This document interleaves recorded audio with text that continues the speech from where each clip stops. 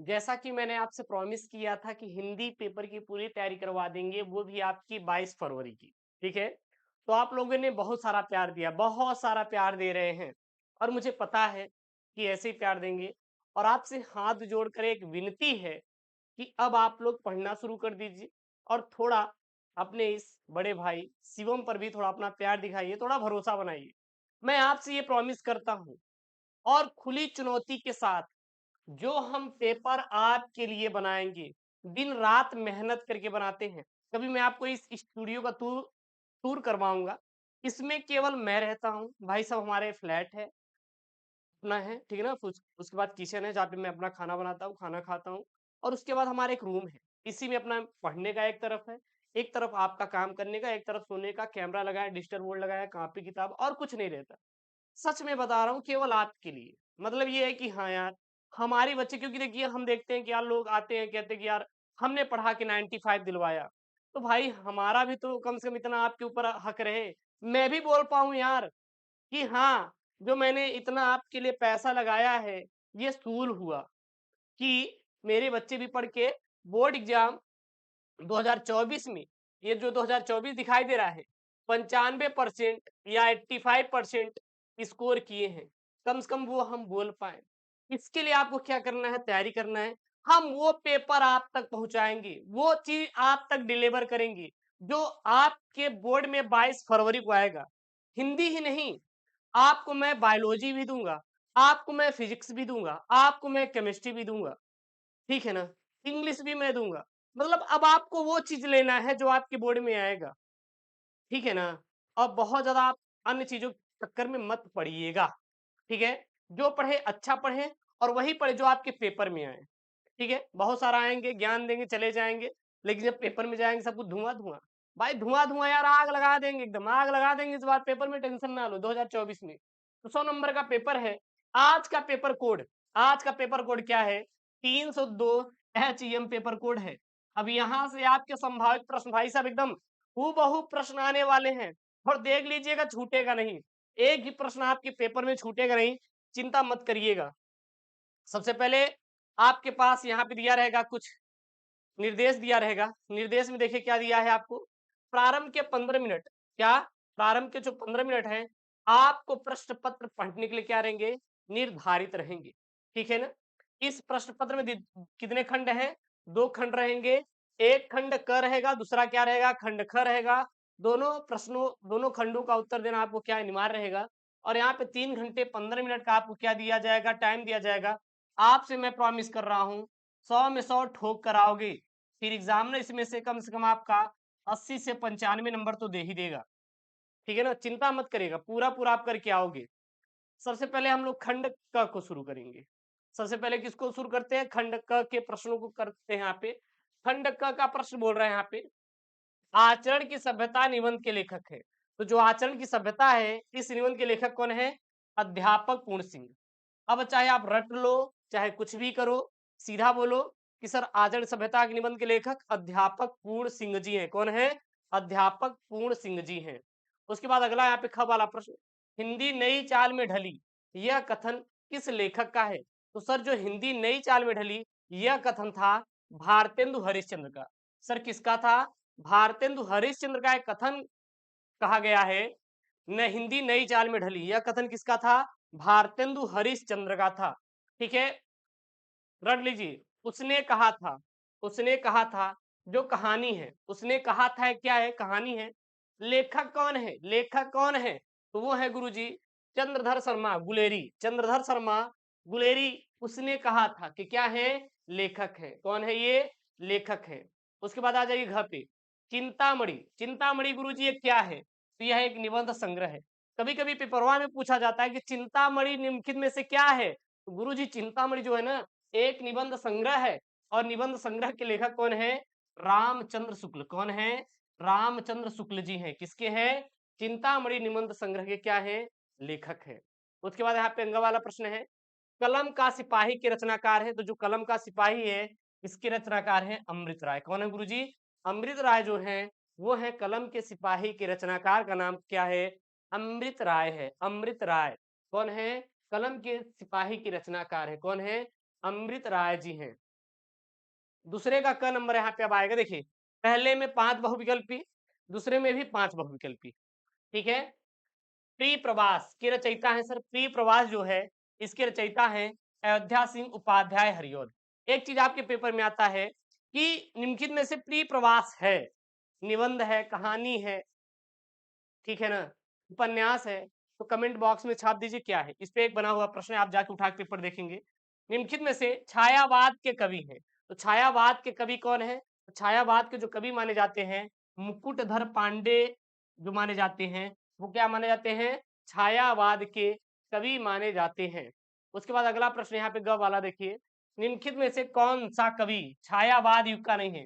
अभी यहाँ पे था आपके, अभी ऊपर में देखिए प्रश्न क्या बना था कि छायावाद के कवि हैं मुकुटधर पांडे, और इसमें से छायावाद के कवि कौन नहीं है? तो देखिए छायावाद के कवि सूर्यकांत त्रिपाठी निराला भी है, महादेव वर्मा भी है, जयशंकर प्रसाद है, लेकिन अज्ञे अज्ञे छायावाद के कवि नहीं है, छायावाद के कवि नहीं है। उसके बाद घ नंबर है, रश्मि रथी की किस कोट की रचना है? जो रश्मि रथी है यह किस कोट की रचना है, इसका आपको आंसर करना है। तो जो रश्मि रथी है यह एक खंड काव्य है। आइए बताइए आपके जिले में कौन सा खंड काव्य आता है? क्या आपके जिले में ये रश्मि रथी खंड काव्य आता है या फिर आलोक वृत्त आता है? तो आप लोग कमेंट कर दीजिए अपने अपने जिले का नाम, ठीक है ना, जो भी हो आपका नाम। और इसे भी मैं सभी बच्चों का रिप्लाई देता हूँ, हर एक बच्चे का मैं कमेंट का रिप्लाई देता हूँ, आप देख लीजिए हर एक बच्चे कमेंट रिप्लाई देते हैं। बादल को घिरते देखा, यह क्या है रचना है, किसकी है? तो नागा अर्जुन की है। बादल को घिरते देखा किसकी रचना है करेजा लोग? नागा अर्जुन की है। नागा अर्जुन की क्या है? बादल को घिरते देखा। उसके बाद यहाँ पे क्या है आपका गद्यांश आएगा। क्या आएगा? गद्यांश पेपर में आएगा। देखिएगा मैंने एक बैच लॉन्च किया है रिवोल्यूशन बैच, और उसके साथ साथ जुनून बैच लॉन्च किया है। जुनून बैच केवल 199 में, जिसमें लास्ट 4 ईयर यानी 2023, 22, 19 और 20 ये जो ईयर्स हैं इसके आपको फुल पेपर मिलेंगे। Link in the description box, जाकर आप ज्वाइन कर लीजिए 199 रुपए में। देखिए दिए गए गद्यांश का पर आधारित इनके प्रश्नों को उत्तर दीजिए। 10 नंबर का आपका पेपर में आएगा। है क्या यहाँ पे? पृथ्वी के विशाल प्रांगण में सब जातियों के लिए क्या है? समान क्षेत्र है। समन्वय के मार्ग से भरपूर, समन्वय के मार्ग से भरपूर प्रगति और उन्नत करने का सबको एक जैसा क्या है? अधिकार है। किसी जन को पीछे छोड़कर कोई भी राष्ट्र आगे नहीं बढ़ सकता, अतएव राष्ट्र के प्रत्येक अंग की सुध हमें लेनी चाहिए या फिर लेनी होगी। राष्ट्र के शरीर के एक भाग में यदि अंधकार और निर्बलता का निवास है तो समग्र राष्ट्र का स्वास्थ्य उतने ही अंश में क्या रहेगा? असमर्थ रहेगा। सबसे पहले देखिएगा मैं आपको एक ट्रिक बताता हूं करने का। जब भी आपको ऐसा कहीं पे गद्यांश उद्यांश दिखे तो आप एक काम करिए हमारे लिए, अपने लिए करिए, क्योंकि ये आपको 10 नंबर दिलाएगा जो मैं आपको यहाँ पे टिप्स बताने वाला हूँ। सबसे पहले एक काम करिएगा, जैसे राष्ट्र का स्वरूप है, तो याद कर लो राष्ट्र का स्वरूप के लेखक गुरुजी वासुदेव सड़ग्रवाल है। याद कर लो यार कि गुरुजी जो अशोक का फूल है डॉक्टर हजारी प्रसाद द्विवेदी है। इस प्रकार से आप याद कर लीजिए, जैसे राष्ट्र दिखे राष्ट्र का स्वरूप, अशोक दिखे अशोक का फूल। अब अशोक का फूल गुरुजी हैं, हाँ हाँ डॉक्टर हजारी प्रसाद द्विवेदी है, अच्छा अच्छा वासुदेव सड़ग्रवाल है, राष्ट्र दिखा तो देन इस प्रकार से आपको याद करना है। छोटा याद करो बड़ा धमाका करो, कैसे देखिएगा। यहाँ पे आपको एक चीज दिखाई दे रहा है राष्ट्र, देखिए क्या दिखाई दे रहा है करेजा लोग? राष्ट्र। अगर राष्ट्र दिखाई दे रहा है यहाँ पर, तो यहाँ पर भी क्या आपको दिखाई दे रहा है? राष्ट्र दिखाई दे रहा है। क्या दिखाई दे रहा है? राष्ट्र। इसीलिए यहाँ पे एक प्रश्न बना हुआ है कि पाठ का शीर्षक और लेखक का नाम, तो सीधा लिखेंगे कि पाठ का शीर्षक कौन है? राष्ट्र का स्वरूप, क्योंकि वहां पे राष्ट्र दिखाई इसलिए राष्ट्र का स्वरूप है। और राष्ट्र के स्वरूप के लेखक कौन है? वासुदेव सड़ग्रवाल जी। कौन है? वासुदेव सड़ग्रवाल जी। इस प्रकार से आपको क्या करना है? याद करना है करेजा लोग, ठीक है। सेकंड प्रश्न यहाँ पे, राष्ट्र के प्रत्येक अंग की सुध हमें क्यों लेनी चाहिए? अब इसका आंसर आप यहाँ पे मत झांको, इसका आंसर यहाँ पे देखो, राष्ट्र के प्रत्येक अंग की सुध हमें क्यों लेनी चाहिए? क्यों लेनी चाहिए? राष्ट्र के प्रत्येक अंग की सुध हमें लेनी होगी। क्यों लेनी होगी? इसका आंसर तभी आएगा जब इसके आप पहले पढ़ेंगे।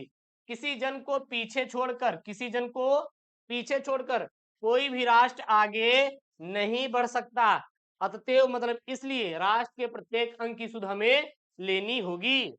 देखे ना, हो गया कि नहीं आंसर आपका सॉल्व? बस इसी प्रकार से करेंगे, बहुत ज्यादा दिमाग नहीं लगाना है, बहुत ज्यादा आपको टेंशन नहीं लेना है। जब हम हैं तो टेंशन किस चीज की गुरुजी? हाँ, पृथ्वी पर। फिर यहाँ पे रेखांकित अंश की व्याख्या कीजिए। भैया अगर आपसे कोई बोले वो गुरुजी हमें बोलत रहा, अब आप क्या करिए? आप बोलेंगे कि अरे! आप उसी चीज़ को तोड़-मरोड़ के पेश करते हैं। मतलब कि ये है कि बातों को बढ़ा-चढ़ा के बोलना, क्या कहलाता है? रेखांकित अंश की व्याख्या कहलाता है। मतलब यहाँ पे अगर आप देखेंगे प्यारे बच्चों, तो यहाँ पे आपको रेखांकित अंश कहाँ से कहाँ तक, यहाँ से यहाँ तक खींचा गया है। समन्वय के मार्ग से भरपूर प्र प्रगति और उन्नत करने का सबको एक जैसा अधिकार है। तो ये क्या है? रेखांकित अंश है, मतलब नीचे एक लाइन आपको दिख रहा है। नीचे एक लाइन दिख रहा है यानी रेखांकित अंश हो गया। इसी चीज़ को बढ़ा-चढ़ा के लिखना और आपको कुछ भी नहीं करना है। ठीक है? देखिएगा, बस। उसके बाद यहाँ पे है राष्ट्र किसे पीछे छोड़कर आगे नहीं बढ़ सकता है। अब इसको कैसे करेंगे देखिएगा। राष्ट्र जो है मतलब किसे पीछे छोड़कर आगे नहीं बढ़ सकता। मैं आपको करने का तरीका बता रहा हूँ। हार्ड वर्क चक्कर मत पड़ो यार, स्मार्ट वर्क करो क्योंकि स्मार्ट तरीके से अब आपको पास होना है। मैं आपसे जो प्रॉमिस करूँगा, मैं वो चीज़ दूँगा। कुछ भी हो जाएगा, मैं उसे देने के लिए हमेशा तत्पर हूँ और देख लीजिएगा, आपका जो सपना है, आपके माँ-बाप का जो सपना है, मैं पूरा करवाऊँगा, कलेजा लो। टेंशन मत लेना। एसकेएम स्टडी है तो कहीं आपको जाने की ज़रूरत बिल्कुल भी नहीं है। देखिए, यहाँ पे है मतलब कि देखिए, किसी जन को पीछे छोड़कर राष्ट्र आगे नहीं बढ़ सकता बस। किसी जन को पीछे छोड़कर राष्ट्र आगे नहीं बढ़ सकता। यही तो है ना यहाँ पे। देखिए, किसे छोड़कर राष्ट्र आगे नहीं बढ़ सकता? तो राष्ट्र के किसी भी जन को पीछे छोड़कर राष्ट्र कभी आगे नहीं बढ़ सकता। उसके बाद यहाँ पे है समन्वय। समन्वय के मार्ग से क्या प्राप्त होता है? समन्वय के मार्ग से क्या प्राप्त होता है? अब समन्वय का मार्ग कहाँ है करेजा? यहाँ पे देखिए, समन्वय का मार्ग कहाँ पे है? समन्वय का मार्ग कहाँ पे है? तो देखिए यहाँ पे समन्वय यहाँ पे आपको दिखाई दे रहा है ना? हाँ, समन्वय के मार्ग से भरपूर प्रगति और उन्नत करने का सबको एक जैसा अधिकार प्राप्त होता है। यानी समन्वय के अगर कोई मार्ग पे चल रहा है, तो उनको क्या प्राप्त होगा? उनको क्या प्राप्त होगा? तो उनको अधिकार प्राप्त होगा किसका? उन्नति और प्रगति करने का, बस। और आपको कुछ भी नहीं करना है। ये तो गद्यांश हो गया करेजा। उसके बाद आता है पद्यांश की बात। किसकी बात आती है? पद्यांश की बात आती है। गुरुजी पद्यांश गुरुजी कैसे करेंगे? देखिए अगर पद्यांश है कि दिए गए पद्यांश पर आधारित निम्नलिखित प्रश्नों का उत्तर दीजिए। 10 नंबर का आपके पेपर में आएगा पद्यांश। कितने नंबर का? 10 नंबर का। है क्या यहाँ पे?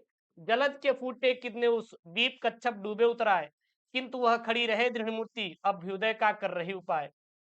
शक्ति के विद्युत कण जो व्यस्त विकल विखरे हो निरपाय हाँ, उसके बाद है समन्वय उसका करे समस्त विजयनी मानवता हो जाए। अब यहाँ सबसे पहले प्रश्न पूछा गया है कि उपयुक्त पद्यांश का कवि और कविता का नाम लिखिए। तो ये जो कविता है, ये कहाँ से लिया गया है? ये कहाँ से लिया गया है? तो ये लिया गया है करेजा लोग, वो लिया गया है श्रद्धा मनु से। कहाँ से लिया गया है? श्रद्धा मनु से लिया गया है। और इसके कवि कौन है? जयशंकर प्रसाद है। कौन है कवि? जयशंकर प्रसाद जी हैं। ठीक है, उसके बाद यहाँ पे रेखांकित अंश की व्याख्या कीजिए। अब गुरुजी रेखांकित अंश की व्याख्या यहाँ पे बोला है, मतलब यहीं से यहीं तक इसी चीज को बढ़ा चढ़ा लिखना है।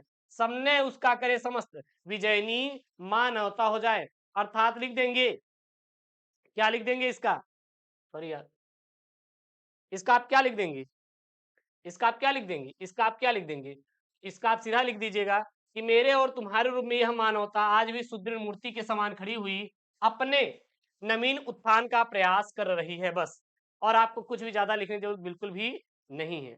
उसके बाद यहाँ पे दृढ़ मूर्ति, दृढ़ मूर्ति क्या है यहाँ पे? दृढ़ मूर्ति से आशय किसकी मूर्ति से? तो दृढ़ मूर्ति से आशय मानवता से। किसकी है? मानवता से। देखिए दृढ़ मूर्ति मानवता हो जाए। आप देखिए आगे है ना, आप देखिए यहाँ पे क्या, यहाँ पे दृढ़ मूर्ति दीप कच्छप उते हुए है कि किंतु किंतु वह खड़ी दृढ़ मूर्ति, किंतु वह खड़ी दृढ़ मूर्ति। तो यहाँ पे जो खड़ी दृढ़ मूर्ति है उसका तात्पर्य है मानवता से, मानवता। अब देखिएगा गुरुजी कैसे, जैसे कि मान लीजिए कोई भी जीव है, अब वो बहुत प्यासा है और आपके हाथों में क्या है? पानी है। आप उस प्यासे व्यक्ति को पानी नहीं दिए, तो मतलब वही है ना कि आप दृढ़ मूर्ति के समान खड़े हैं, आप उसकी हेल्प नहीं कर रहे हैं, तो आपकी मानवता क्या हो जाएगी? वहीं पे खत्म हो जाएगी। मानवता का मतलब ये होता है कि हमें दूसरे की क्या करना है? हेल्प करना है। जितना हम दूसरे की हेल्प करेंगे उतने ही अंदर से हमारे एक उत्साह आएगा, कुछ करने का, कुछ कर दिखाने का, और वो आपके अंदर जुनून होना ही चाहिए। कुछ भी हो जाए वो आपके अंदर जुनून होना ही चाहिए, वो आपके अंदर आग होनी ही चाहिए। ठीक है? चलिए, उसके बाद है यहाँ पे क्या यहाँ पे उत्स और अभ्युदय शब्दों का अर्थ क्या होता है, तो उसका मतलब होता है स्रोत, कोई भी स्रोत, ठीक है ना। उत्स मतलब क्या होता है, कोई भी स्रोत होता है।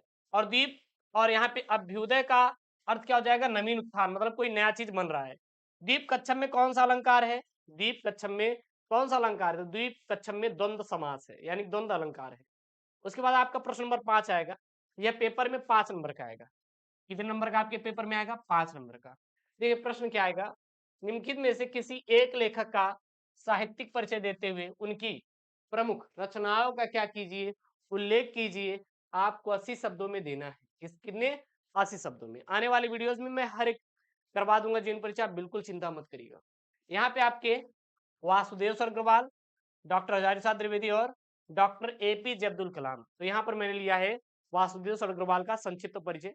बाकी डिटेल में तो मैंने अपलोड करवाया है, नहीं मिलेगा तो कोई बात नहीं, मैं उसका पढ़ा भी दूंगा। तो यहाँ देखिए वासुदेव अग्रवाल का संक्षिप्त परिचय। सबसे पहले जन्म की बात करें तो जन्म इनका हुआ था 7 अगस्त 1904 ईस्वी में। किसका, वासुदेव अग्रवाल का। जन्म स्थान क्या था, मेरठ। मेरठ कहाँ पे है, उत्तर प्रदेश में है। इनको कौन सी उपाधि मिली थी, तो उनको जो उपाधि मिली थी वो ये पीएचडी और डी लिट की इनको उपाधि मिली थी। इनकी सर भाषा कैसी थी, विषयानुकूल थी, प्रौढ़ और परिमार्जित कड़ी बोली इनकी क्या थी, भाषा थी। ठीक है। इनकी सर शैली कैसी थी, विचारात्मक थी, गवेषणात्मक थी और व्याख्यात्मक इत्यादि इनकी क्या थी, शैली थी। क्लियर है। इनकी सर प्रमुख रचनाएं कौन कौन सी है, तो इनकी प्रमुख रचनाएं आप याद कर लीजिए। पृथ्वी पुत्र है, क्या है, पृथ्वी पुत्र है। और सर भारत की एकता और कल्पवृक्ष और माता भूमि और क्या है, वागंध्यारा है इत्यादि इनकी क्या प्रमुख रचना है। ये आपका आईएमपी है, ये आपका क्या है, इंपॉर्टेंट है। इनकी मृत्यु कब हुई थी, 27 जुलाई 1967 ईस्वी में इनकी मृत्यु हो गई थी। आपके अंदर जुनून है, क्या आपके अंदर जुनून है 95 स्कोर करने का, तो जाओ जुनून बैच को ज्वाइन करो, link in the description box, miss मत करिए, ज्वाइन कर लीजिए। और हाँ, जो मैं पढ़ाऊंगा पीडीएफ आपको टेलीग्राम चैनल एसकेएम स्टडी मिलेगा। टेलीग्राम चैनल का लिंक डिस्क्रिप्शन बॉक्स के अंदर दिया, जाकर ज्वाइन कर लो पीडीएफ के लिए टेलीग्राम चैनल। और हमारे व्हाट्सएप ग्रुप से जरूर जुड़ जाइएगा। साहित्य में इनका स्थान क्या था, यह एक निबंध कार्य ग्रुप में थे, टीकाकार और साहित्य ग्रंथों के कुशल संपादक के रूप में इन्होंने क्या प्राप्त की थी, ख्याति प्राप्त किए थे। उसके बाद ख नंबर यहाँ पे है, ख नंबर देखिए क्या बोल रहा है, निम्नलिखित में से किसी एक कवि का साहित्यिक परिचय देते हुए उनकी काव्य कृतियों पर प्रकाश डालिए। अधिकतम शब्द सीमा 80 शब्द। 5 नंबर का ये पेपर में आया, कितने नंबर का, 5 नंबर का। कौन कौन है यहाँ पे, अयोध्या सिंह उपाध्याय हरिओल, जयशंकर प्रसाद, सचिदानंद हीरानंद वास्या, यानी बोले तो अज्ञेय है। यहाँ पे मैं लिया हूँ जो, वो लिया हूँ जयशंकर प्रसाद का, क्या लिया हूँ, संक्षिप्त परिचय जयशंकर प्रसाद जी का लिया हूँ। देखिएगा कैसे लिखेंगे। तो जयशंकर प्रसाद जी का जन्म 30/1/1879 ईस्वी को, जन्म स्थान काशी, पिता का नाम देवी प्रसाद सर था। और यह एक छायावाद के क्या माने जाते हैं, प्रवर्तक माने जाते हैं। इनकी लेखन विधा सर काव्य था, नाटक था, उपन्यास और निबंध के रूप में, निबंधकार के रूप में ये क्या किए हैं, ख्याति प्राप्त किए। जैसे गुरु जी हम बात करेंगे अपनी, तो हम गुरु जी बहुत मारपीट करते हैं स्कूल कॉलेज में, वही है कि मारपीट वाला व्यक्ति आप मतलब उसी नाम से जाने जाएंगे। सर भाषा संस्कृत निष्ठ थी और खड़ी बोली, मतलब ये संस्कृत में बोलते थे और सर खड़ी बोली। इनकी सर शैली कैसी थी, तो प्रबंध काव्य एवं मुक्तक इनकी शैली थी। इनकी सर प्रमुख रचना है, ये IRIMP है, ये आपका क्या MP है। सर कामायनी थी, आंसू थी, लहर थी, झरना थी, चित्राधार थी, कानन कुसुम थी, प्रेम पथिक थी इत्यादि इनकी सर प्रमुख रचनाएं हैं। सर इनकी मृत्यु कब हुई थी, तो नोट कर लो यार, इनकी मृत्यु कब हुई थी, 14/1/1937 ईस्वी में गुरु जी इनकी मृत्यु हो गई थी। क्या हो गई थी, इनकी मृत्यु हो गई थी।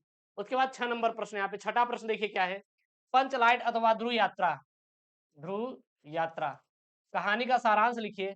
अधिकतम शब्द सीमा आपको 80 शब्दों में इसका आंसर देना है, अथवा बहादुर कहानी का उद्देश्य आपको स्पष्ट करना है। तो यहाँ पे हम लोग बहादुर कहानी का क्या लिए हैं, सारांश लिए हैं। क्या लिखेंगे, बहुत ही सिंपल, मैंने कई बार इसको पढ़ा भी है तो आपको याद ही होगा। इसमें लिखेंगे बहादुर की कहानी अमरकांत जी द्वारा लिखित कहानी है। एक माध्यम वर्गीय परिवार में नौकर के साथ परिवारजनों द्वारा किए गए अत्यंत कट व्यवहार की कहानी है, जिसमें लेखक ने स्वयं को कहानी का पात्र बनाते हुए कहानी की आत्मकथात्मक रूप में क्या की है, रचना की है। अपने से संपन्न रिश्तेदारों के घर नौकर द्वारा जुटाई गई सुविधा और शान को देखकर जो लेखक की पत्नी है निर्मला स्वयं भी एक नौकर रखना चाहती हैं। बहादुर नेपाल का 12 से 13 साल का। कौन? 12 से 13 साल का क्या छोटा लड़का है जो कि नाबालिग है और वो अपने माँ के गलत व्यवहार से तंग आकर घर छोड़कर शहर चला आता है और निर्मला के परिवार में नौकर के रूप में क्या किया जाता है? रख लिया जाता है। नौकर के रूप में क्या किया जाता है? रख लिया जाता है। निर्मला और उसका परिवार बहादुर के प्रति पहले तो अच्छा व्यवहार करते हैं और परंतु बाद में धीरे-धीरे उसके साथ क्या करते हैं?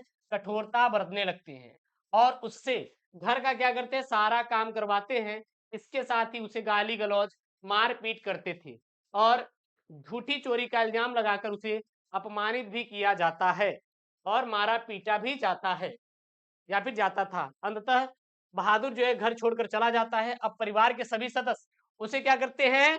ढूँढते हैं। किसको? बहादुर को।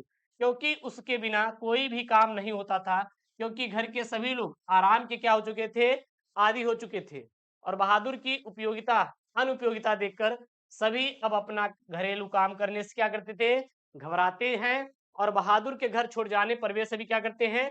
पश्चाताप करते हैं, मतलब कि पछताते हैं और अब अच्छा व्यवहार करने के लिए क्या करते हैं? सोचते हैं। परंतु एक कहानी कही गई है ना कि अब पछताए होत क्या, जब चिड़िया चुग गई कलेजा, खेत अब पछताने से कोई नाम नहीं, क्योंकि चिड़िया अब खेत चुग गई थी। यानी कि अब पछताने से कोई लाभ नहीं, क्योंकि अब बहादुर घर छोड़कर जा चुका था। अतः बहादुर में सहनशीलता और स्वाभिमान की भावना कूट-कूट कर भरी हुई थी। इसी चरित्र के कारण यह कहानी क्या है? बहुत ही प्रिय है। उसके बाद आपका आएगा स्वपठित खंड काव्य। बहुत बच्चे कमेंट किए थे अपने-अपने जिले के नाम। तो आप भी अपने जिले का नाम कमेंट कर दीजिए। शायद आपके जिले का नाम आ जाए अगली बार। तो आज मैं जो पेपर में डाला हूँ वो डाला हूँ आलोक वृत्त प्रखंड काव्य। आने वाले वीडियोस में रश्मि रथी का पढ़ा दूंगा, ठीक है ना? तो ये करवा दूंगा। तो ये आपके जिले के अनुसार आएगा, तो आप अपने जिले के अनुसार याद करिए। देखिए जैसे मुक्ति यज्ञ खंड काव्य आएगा, सत्य की जीत पर आएगा। एक याद कर लो, बाकी जो भी याद छाप देना। सत्य की जीत, रश्मि रथी, आलोक वृत्त, त्यागपथी और श्रवण कुमार। यह आपके जिले के अनुसार आएगा, ठीक है ना? अगर ये आपके जिले का है तो आप इसको देख सकते हैं, नहीं तो आप स्किप कर सकते हैं इसको। एक बार देख लीजिए अगर देखना है तो आपको। एक बार क्या यहाँ पे आलोक वृत्त किसका है? आपको आलोक वृत्त है, आलोक वृत्त खंड काव्य। सबसे पहला यहाँ पे जो आलोक वृत्त में है, यहाँ पे गांधी जी का क्या किया गया है? गांधी जी का गांधी जी का चरित्र चित्रण किया गया है। चरित्र चित्रण किया गया है, ठीक है ना? गांधी जी के मतलब चरित्र के बारे में बताया गया है कि गांधी जी में मानवीय मूल्यों के प्रति आस्था थी। यानी कि जो महात्मा गांधी जी मानवीय मूल्यों के प्रति घोर आस्था है। वे बचपन से ही मानवीय मूल्यों की स्थापना के लिए ललायत हैं और इसी उद्देश्य की पूर्ति के लिए वो समुद्र जाकर शिक्षा ग्रहण करते। समुद्र गुरु जी अपने गांव के बगल नहीं, अरे गए थे वो ब्रिटेन पढ़ाई करने के लिए, ठीक है ना?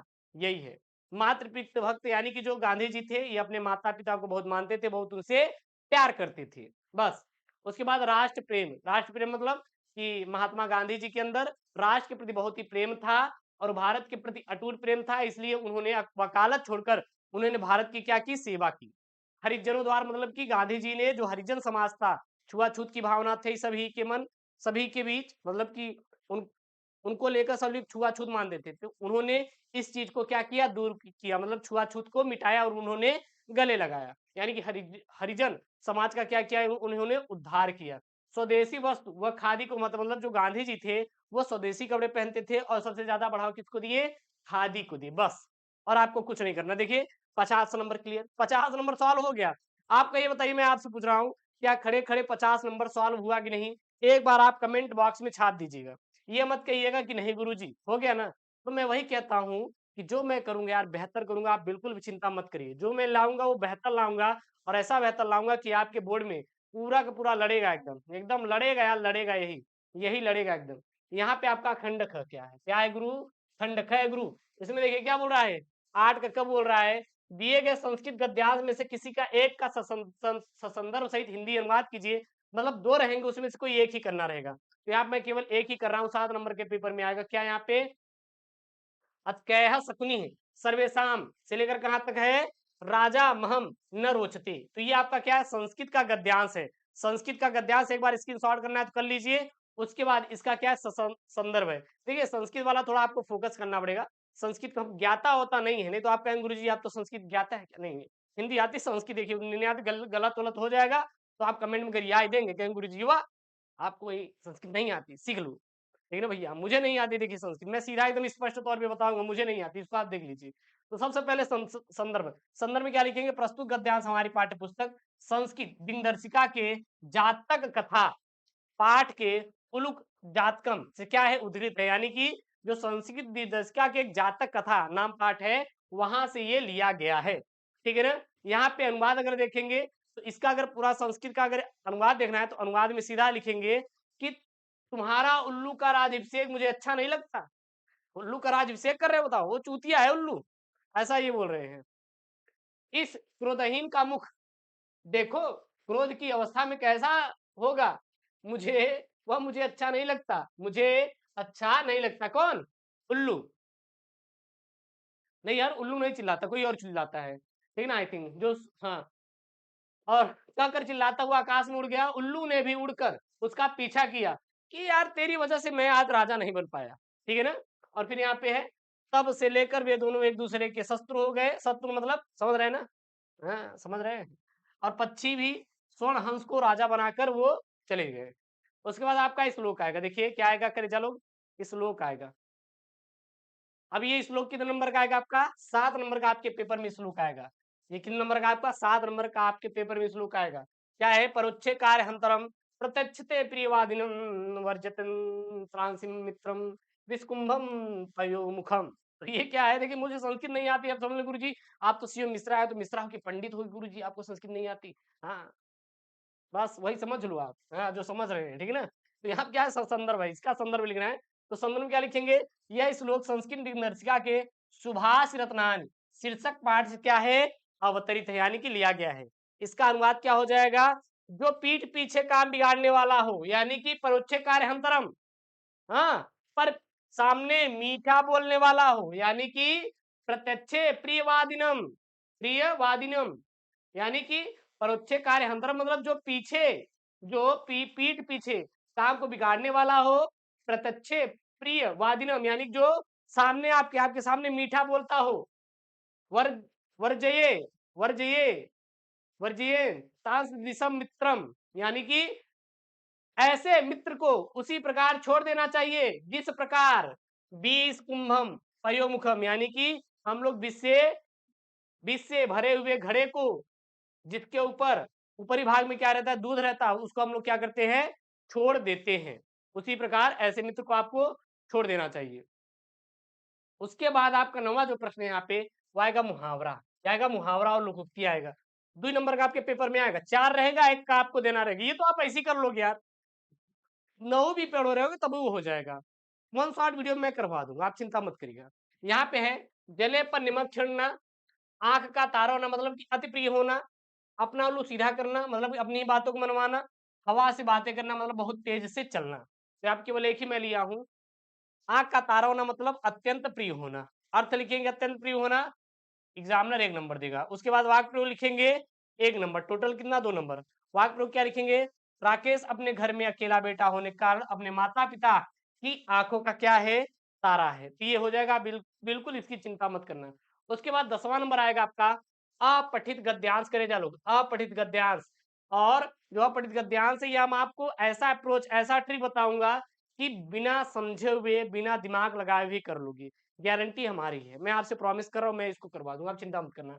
5 नंबर का पेपर आएगा, जो कि इस बार संधि विच्छेद और विभक्ति और वचन के स्थान पर नया टॉपिक में जुड़ा हुआ है सिलेबस में। 11 का यहाँ पे निम्नलिखित शब्द युग्मों का सही अर्थ चयन करके लिखिए। यहाँ शब्द युग्म आया है, 2 नंबर के आपके पेपर में आएगा। देखिए है क्या यहाँ पे शब्द युग्म में, पहला है अविराम और अभिराम। तो अविराम मतलब क्या होता है, अनवरत, और क्या है, आकर्षक, लेकिन ये क्या गलत है, तो लिख देंगे बिना रोक के और सुंदर। क्या हो जाएगा, बिना रोक के और सुंदर हो जाएगा। अभिराम और अभिराम का क्या हो जाएगा, बिना रोक के और सुंदर हो जाएगा। विहग और विहंग, विहग और विहंग, विहग मतलब पक्षी होता है, विहंग मतलब क्या होता है, आकाश होता है। उसके बाद यहाँ पे है आपका कि निम्नलिखित शब्दों में से किसी एक शब्द के क्या लिखिए, 2 सही अर्थ लिखिए। सीखा, पुन, पक्ष और कांड। सीखा, पुन, पक्ष और कांड। तो अब मैं एक लिया हूं कांड का। कांड का क्या होता है, घटना होता है या फिर कोई अध्याय होता है, कहते सुंदर कांड हो गया। रामायण होता है तो आप जानते होंगे ना। उसके बाद कोई भी क्या होता है, समूह, जैसे मारपीट होती है, कांड कर दिए। अब कांड मतलब वो समूह में आए थे लोग और लड़कर चले गए। वहां पे क्या हो गया, कांड हो गया। उसके बाद नीचे आ जाएंगे तो यहाँ पे आपका निम्नलिखित वाक्यांशों के लिए एक सही शब्द का चयन कीजिए। रास्ता दिखाने वाले को क्या बोलते हैं, मार्गदर्शक बोलते हैं। जिसका कोई अंत ना हो उसे हम लोग क्या बोलते हैं, अनंत बोलते हैं। क्या बोलते हैं, अनंत बोला जाता है। क्या बोला जाता है, अनंत बोला जाता है। उसके बाद घर नंबर यहाँ पे है, निम्नलिखित में से दो वाक्यों को शुद्ध करके लिखिए। 2 नंबर का पेपर में आएगा। श्याम और मोहन बात कर रहा है, प्रधानाचार्य जी ने हस्ताक्षर कर दिया, मैं गृह कार्य कर लिया हूँ, चंद्रमा आकाश में निकलता था। तो श्याम और मोहन बात कर रहे हैं। यहाँ पे रहा जो है, यहाँ क्या हो जाएगा, रहे हैं। श्याम और मोहन बात कर रहे हैं, थोड़ा रिस्पेक्ट दीजिए यार। प्रधानाचार्य जी ने हस्ताक्षर कर दिया, तो प्रधानाचार्य जी ने क्या कर दिया, हस्ताक्षर कर दिया, ठीक ना। उसके बाद मैं गृह कार्य कर लिया हूं, मैंने गृह कार्य कर लिया है। या मैंने यहाँ पे क्या, जब मैं क्या स्थान, क्या मैंने मैंने गृह कार्य कर लिया है। उसके बाद चंद्रमा आकाश में निकलता था, यहाँ पे था के स्थान क्या हो जाएगा, है हो जाएगा। वही चीज देखिए नीचे दिया है, श्याम और मोहन बात कर रहे हैं, चंद्रमा आकाश में निकलता है, तो 2 का देना था तो 2 का ही मैंने यहाँ पे दिया है। उसके बाद आपका आएगा रस छंद अलंकार। लो भाई लो, तो बहुत इंपॉर्टेंट वाला टॉपिक है रस छंद अलंकार। आप कह रहे थे ना गुरुजी इंपॉर्टेंट वाला टॉपिक कराएंगे क्या, बिल्कुल यार कराएंगे, बिल्कुल करेजा लोग कराएंगे, आपके लिए ही आए हैं और किसी के लिए परेशान मत हुई। यहाँ पे है श्रृंगार रस अथवा वात्सल रस का अस्थाई भाव के साथ क्या लिखिए, उदाहरण अथवा परिभाषा दीजिए। किस क्या है यहाँ पे, श्रृंगार रस। अब श्रृंगार रस की सबसे पहले परिभाषा क्या होती है, तो नायक और नायिका के मन में संस्कार रूप में स्थित रति या प्रेम जब रस की अवस्था को पहुंचता है, पहुंचकर आस्वादन के योग्य हो जाता है, तो वहां पे श्रृंगार रस कहलाता है। और श्रृंगार रस का स्थायी भाव क्या होता है, रति होता है। क्या होता है, श्रृंगार रस का स्थायी भाव रति होता है। तो श्रृंगार रस क्या होता है, नायक और नायिका के मन में संस्कार रूप में स्थित प्रेम जब जब रस की अवस्था में पहुंचकर आस्वादन के योग्य हो जाता है, तो वहां पे क्या होता है, श्रृंगार रस होता है, श्रृंगार रस होता है। उसके बाद यहाँ पे आपका छ वाला यमक अलंकार और रूपक अलंकार का लक्षण सहित उदाहरण दीजिए। लक्षण मतलब क्या होता है, परिभाषा होता है। क्या होता है, परिभाषा होता है। तो इस चीज को आप ध्यान दीजिएगा कि गलत कर दे। तो यहाँ क्या है, यमक अलंकार मैंने लिया। यमक अलंकार परिभाषा क्या होती है, यमक का अर्थ युग्म या जोड़ा होता है। इस प्रकार जहां एक शब्द समूह का एक से अधिक बार प्रयोग हो किंतु वहां पर अर्थ प्रत्येक बार भिन्न भिन्न अलग अलग हो, वहां पर यमक अलंकार होता है। वहां क्या होता है, यमक अलंकार होता है। करे जालो, उदाहरण क्या हो जाएगा यमक अलंकार का, क्या हो जाएगा, पक्षी पर छीने, पक्षी पर छीने, ऐसे परे पर छीने वीर, तेरी बरछी ने बरछीने है खलन की। तो यहाँ पे पक्षी पर छीने, एक पर छीने आ रहा है, एक पर छीने आ रहा है, एक बर छीने आ रहा है। मतलब पर मतलब कोई भी किसी भी जानवर जो उड़ता है, पक्षी की पंख काट दिए गए, एक आपका बरछीने, बरछीन में किसी भी बरछी के द्वारा किसी भी जो शस्त्र है उसके अंग को क्या कर दिया जाए, काट दिया जाए, तो बरछीने, बरछीन मतलब जो अब भुजा उजा होती है उसको काट दिया जाए, ठीक है ना। उसके बाद देखिए यहाँ पे ग नंबर है, ग नंबर आप देखिए क्या है, चौपाई छंद अथवा सोटा छंद का मात्रा सहित उदाहरण लिखिए और उदाहरण भी आपको दीजिए। मतलब परिभाषा और उदाहरण इसका आपको लिखना है। तो चौपाई छंद है, क्या है, चौपाई छंद है। इसकी परिभाषा क्या होती है चौपाई छंद की, चौपाई छंद की सीधा परिभाषा होती है, चौपाई सममात्रिक छंद है।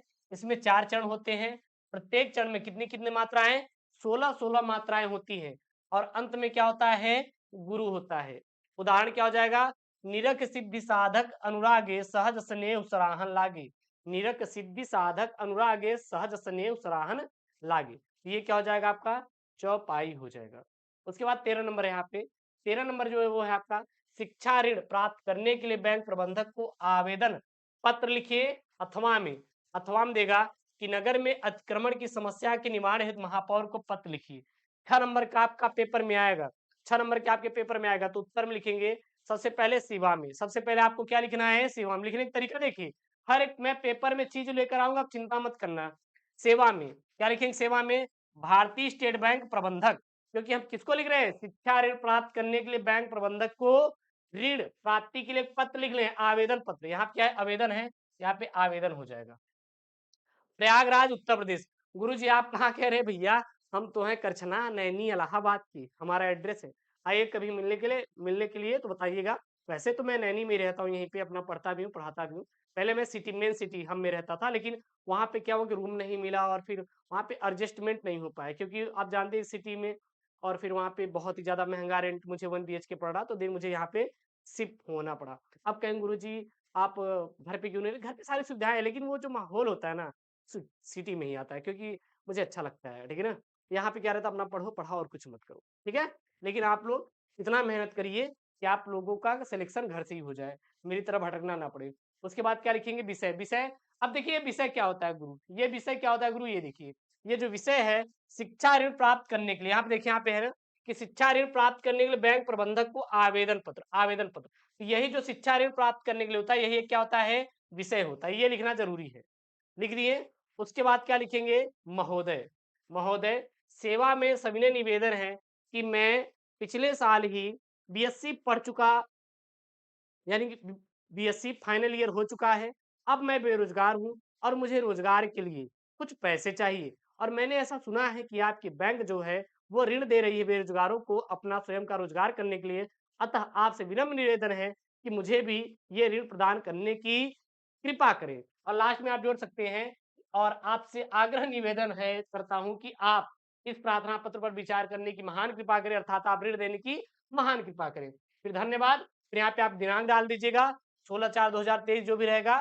फिर भवदी, भवदी में अपना यहाँ पे XYZ डालेंगे, नाम नहीं डालना है, आपको नाम नहीं लिखना है। फिर नगर सोबतियाबाग और प्रयागराज जो भी रहेगा आपको यहाँ पे छाप देना है। कोई दिक्कत तो नहीं है ना आप लोगों को? फिर आएगा करेजा निबंध लेखन। क्या आएगा? निबंध लेखन। देखिए यहाँ पे निम्नलिखित विषयों में से किसी एक पर अपनी भाषा शैली में निबंध लिखिए। ये कितने नंबर का कर जाएगा? 9 नंबर का आपके पेपर में आएगा। देखिए यहाँ पे 4 हैं। पर्यावरण संरक्षण की आवश्यकता, महामारियों के संबंध में जागरूकता के उपाय, मेरे प्रिय उपन्यासकार, भारतीय कृषकों की समस्या और समाधान, और विद्यार्थी जीवन में अनुशासन का महत्व इत्यादि पर क्या यहाँ पे निबंध लेखन आया है। ये आपके पेपर में 9 नंबर का आएगा। इंपॉर्टेंट निबंध है, आप लोग तैयार कर लीजिएगा। जो आपसे मैंने प्रॉमिस किया था कि गुरु 100 में से हमारा 95 आएगा, क्या बिल्कुल आएगा। जितना भी मैं पेपर दे रहा हूँ बस तैयार करते चले जाओ, सुन मार के, और कुछ नहीं करना। तो यहाँ पे आपका निबंध लेकर है विद्यार्थी जीवन में अनुशासन का महत्व पर निबंध। तो सबसे पहले आपको क्या करना है? प्रस्तावना। देखिए प्रस्तावना डालना इंपॉर्टेंट हो जाता है। गुरुजी प्रस्तावना नहीं देंगे, प्रस्तावना मतलब है कि आप इसके बारे में डिटेल से बता रहे हैं कि अनुशासन होता क्या है, वही प्रस्तावना होता है। ये लिखना इंपॉर्टेंट है, जैसे मैं बता रहा हूँ बस ऐसे ही लिखना है। प्रस्तावना क्या लिखे में इसमें? विद्या का विनय से अत्यंत ही घनिष्ठ संबंध है।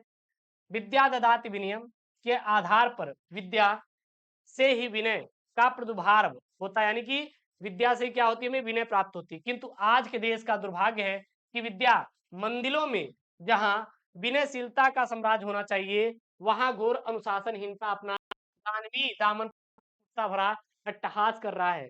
अर्थात हमें बताया जाता है कि विद्या ददात विनयम, यानी विद्या से विनय आता है। और वहां जहां पे एक शिक्षा का मंदिर है, आज तो वहां पे नेतागिरी चलती है।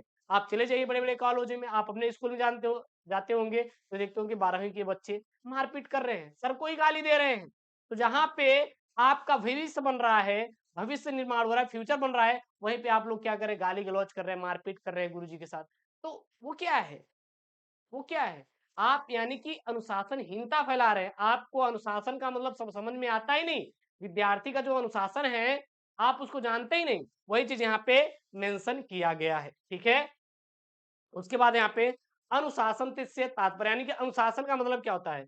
अनुशासन शब्द शास धातु से बना है, जिसका तात्पर्य होता है शासन अथवा नियंत्रण करना। यानी कि अनुशासन का मतलब होता है कि हम नियंत्रण में रहें, शासन में रहें। अगर मेरे पापा बोले कि बैठ जाओ तो तुम बैठ जाओ, मम्मी बोली तुम बैठ जाओ तो बैठ जाओ, मतलब किसी से लड़ना नहीं है। हमारा जो कर्तव्य है पढ़ने का वो हम पढ़ेंगे, हमारा कर्तव्य है सही से बात करने का हम बात करेंगे, हमारा कर्तव्य है नहीं घूमने का तो हम नहीं घूमेंगे। वही क्या है? अनुशासनहीनता का मतलब। और अनुशासन का महत्व, अब अनुशासन का क्या क्या महत्व है? जैसे कि अगर आप अनुशासन में हैं तो क्या क्या महत्व है? अगर आप डेली डेली पढ़ रहे हैं तो पढ़ने का कुछ इंपॉर्टेंट तो होगा, ठीक है ना। उसी प्रकार अनुशासन का महत्व क्या है हमारे जीवन में? तो मानव जीवन में, यानी कि हमारे जीवन में अनुशासन का बहुत बड़ा महत्व है। अनुशासन से तात्पर्य मुख्यतः अनुशासनात्मक से नहीं से ही है, यानी कि नियंत्रण तो भय और दबाव से भी किया जा सकता है, किंतु किंतु उसका प्रभाव अस्थायी होता है। मतलब ये समझ लीजिए कि अगर हमें अनुशासन में रहना शुरू से ही सिखाया गया है तो हम पूरे जीवन रहेंगे। नहीं तो वैसे तो किसी को एक तमाचा मार दो भाई, एकदम कट्टे लिए हम अपने जेब से निकालो एकदम, निकाल लो तो वो डर जाएगा। 2-3 दिन अनुशासन में रहेगा, फिर उसके बाद फिर वो उसी तरह उड़ना शुरू कर देगा, ठीक है ना? तो वही है यहाँ पे बोला जा रहा है। अनुशासन अपने सच्चे अर्थों में ही सार्थक होता है, जो स्वेच्छा से ग्रहण किया गया हो। यानी कि अगर आप स्वयं को अपने स्वेच्छा से ग्रहण कर रहे हैं, तो ये समझ लीजिए क्या है, सबसे बेटर है अनुशासन। किसी से सीखना नहीं, मतलब खुद से सीखना है, जो हमारे गुरुजी बता रहे हैं बस। विद्यालयों में अनुशासनहीनता और उसके कारण, मतलब जो विद्यालयों में अनुशासनहीनता हो रही है, उसके पीछे क्या-क्या कारण है, किसके द्वारा? तो ये यहाँ पे है मेंशन किया। यह हमारे देश का दुर्भाग्य है कि विद्यालयों में जहाँ हमारे राष्ट्र के भावी निर्माता गढ़े जा रहे हैं, अनुशासनहीनता अपनी पराकाष्ठा पर पहुँच चुकी है। क्योंकि आप देखेंगे तो आजकल 12वीं के बच्चे भी बहुत ज़्यादा मारपीट करते हैं, गाली-गलौज इत्यादि चीज़ें करते हैं, ठीक है ना? सरस्वती के पावन मंदिर में अनुशासनहीनता के कारण दानवीर बर्बरताओं का राज्य है। छात्र अपने कर्तव्य को भूल गया है और अपने अधिकार की जोरदार क्या कर रहा है? मांग कर रहा है। उसके बाद यहाँ पे अनुशासनहीनता के पीछे क्या-क्या कारण हैं? तो सबसे पहला, अभिभावकों द्वारा बालकों की उपेक्षा। उपेक्षा मतलब कि उनका साथ दे रहे हैं कि हाँ, तू मारा, बहुत अच्छा किया।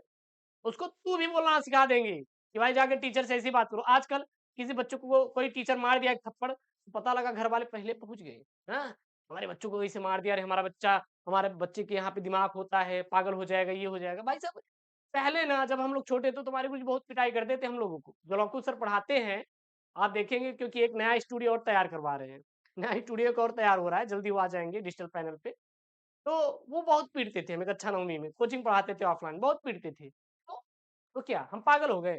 नहीं, आज तो हम एक सक्सेसफुल हैं ना, कहीं भी भले ही आजकल लोग गवर्नमेंट जॉब को सक्सेसफुल मानते हैं, लेकिन हम जिस लेवल पे हैं, मुझे एक अंदर सुकून मिल रहा है ना, पढ़ रहे हैं, पढ़ा रहे हैं, तो वो सक्सेसफुल की क्या है? निशानी है कह सकते हैं। अपने अंदर खुश रहो यार, हो गया। ये बाहरी लोगों को नहीं दिखाना है। बाहरी लोग आपको गाली देंगे, बोलेंगे, ये है, वो है, नहीं। क्यों उसको दिखाओगे यार? अपने को देखो, अपने आपके माँ-बाप प्रसन्न हैं, आप प्रसन्न हैं बस, और कुछ नहीं चाहिए जीवन में, बस यही चाहिए। दोषपूर्ण शिक्षा प्रणाली मतलब कि कहीं न कहीं शिक्षा में भी दोष है। आप देखेंगे कि बच्चों को सीख ही नहीं दिया जा रहा है। अब पहले के बच्चों को बताया जाता था कि सुबह यार उठो, प्राणायाम करें डेली डेली, पूजा-पाठ करो, माँ-बाप का पैर छुओ, लेकिन आज क्या है? गुड मॉर्निंग विश करो, यार क्या है? यही सब क्या है? ये सब शिक्षा प्रणाली के दोष हैं। राजनीतिक दलों का प्रोत्साहन भैया, आज पिंटू आए हैं झगड़ा करके, उनके चाचा हैं विधायक, फ़ोन कर दिए, चाचा हो आज हमें एक लड़का था, वो हमें क्या किया मारा है। अरे विधायक जी, अच्छा ठीक, ठीक, ठीक वही भेजते हैं। 10 ठो गैंग भेज दिए वहाँ पे, हाँ, निकाले। कौन भाई मेरे, हाँ, तो समझ रहे हो ना, सब यही सब है। और अध्यापकों के प्रति श्रद्धा का अभाव। पता लगा गुरु जी को गाली दे रहे हैं आकर। तो ये सब क्या हो रहा है? ये सब अनुशासनहीनता क्या है? कारण है। तो वैसे हम लोग बहुत ज़्यादा इसमें रम गए पेपर में कि ये जो 40 से 42 मिनट का वक़्त था, ये ऐसे ही समाप्त हो गया, समझ में नहीं आया। बस ऐसे ही आपको पढ़ना है, आप बिल्कुल चिंता मत करिएगा। और हाँ, जो आपका टारगेट है कि सर हमें 95, 85 हिंदी में 75 स्कोर करना है, वो अपना टारगेट बना लो और अपने बोर्ड के सामने जो भी जहाँ पे आप पढ़ते हैं, पेड़ के सामने चिपका लीजिए कि हमें आने वाले दिनों में सर 95 स्कोर करना है, तो आपका हो जाएगा। आप बिल्कुल चिंता मत करिए, बाकी आप हमारे ऊपर छोड़ दीजिए। हमारा प्रयास यही रहेगा कि बेहतर से बेहतर कंटेंट आपको उपलब्ध करवाना, ताकि आप बोर्ड में अच्छा नंबर स्कोर कर पाओ। तो मिलते हैं नेक्स्ट वीडियो में दोस्तों। थैंक यू, जय Hind, take care, bye bye. और हाँ, चैनल को सब्सक्राइब कर लीजिएगा और टेलीग्राम जाकर ज्वाइन कर लीजिए, क्योंकि वहाँ पर पीडीएफ दे देंगे। साथ ही साथ मैंने एक जुनून बैच लॉन्च किया है, ₹199, बहुत ज़्यादा नहीं है। लास्ट 4 ईयर का पेपर मैं दे रहा हूँ, सॉल्यूशन दे रहा हूँ, वीडियोज़ दे रहा हूँ। समझ रहे हो ना? तो जॉइन कर लेना।